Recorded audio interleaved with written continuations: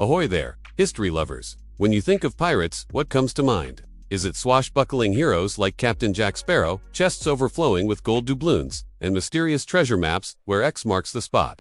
For centuries, these tales have captured our imaginations. But what if I told you that the real story of the Golden Age of Piracy is far more fascinating, and frankly, more complex than any Hollywood movie? Today, we're rehoisting the Jolly Roger on the myths and diving deep into the true lives of the men and women who ruled the waves.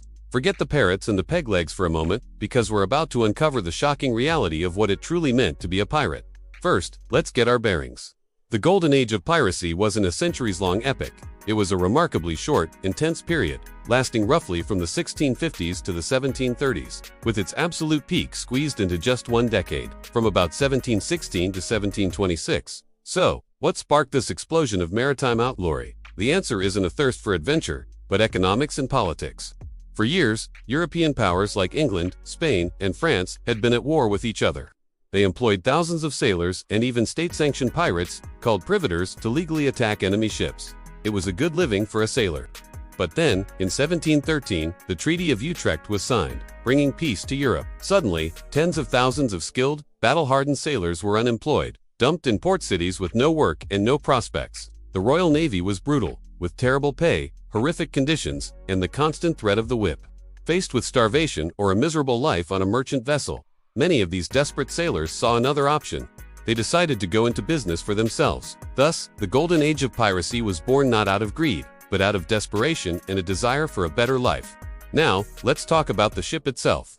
Forget the idea of a tyrant captain ruling with an iron fist. A pirate ship was one of the most surprisingly democratic places on Earth at the time. When a crew went on the account, as they called turning pirate, they drew up a set of articles of contract that everyone had to sign or make their mark on. These articles laid out the rules of the ship and, most importantly, how the loot would be divided.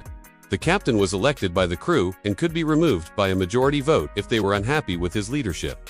He was really only in absolute command during the heat of battle. For day-to-day operations, the real power often lay with the quartermaster, who was also elected. He was responsible for distributing rations, settling disputes, and handing out punishment. This system was revolutionary. While the rest of the world was run by kings and nobles, pirates were creating their own societies based on liberty, equality, and a share in the profits. So, what about those profits? Were pirates swimming in gold coins like Scrooge McDuck? Let's bust the biggest myth of all: buried treasure. The classic image of a pirate burying a chest of loot on a deserted island is almost entirely a work of fiction, popularized by Robert Louis Stevenson's novel, Treasure Island. Think about it logically. Why would a crew of pirates trust one person to bury their shared fortune? And why would they wait to enjoy their earnings? Pirates lived for the now. The loot they captured, which was more often goods like cloth, sugar, spices, and rum rather than treasure chests, was typically sold off quickly at pirate-friendly ports like Port Royal in Jamaica or Nassau in the Bahamas. The money was then divided according to the articles and spent just as fast on drink, gambling, and revelry. The goal wasn't to hoard wealth, it was to live freely, however short that life might be. There's only one authenticated case of a pirate burying treasure, Captain Kidnan.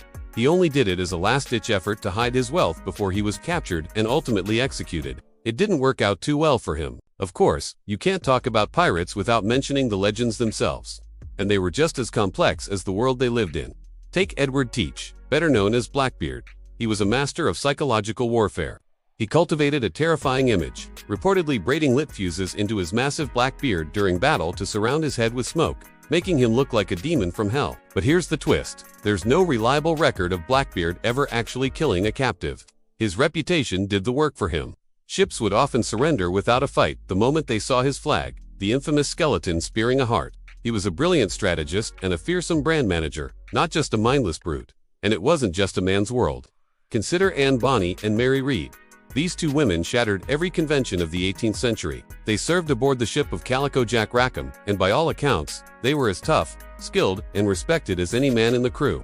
When their ship was finally captured, the story goes that most of the male pirates were too drunk to fight back. Only Bonny, Read, and one other man put up a defense.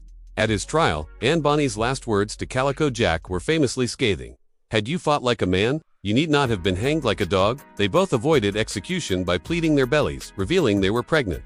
Their stories prove that the pirate world, while dangerous, offered a unique and radical form of freedom for those who dared to seize it, regardless of their gender.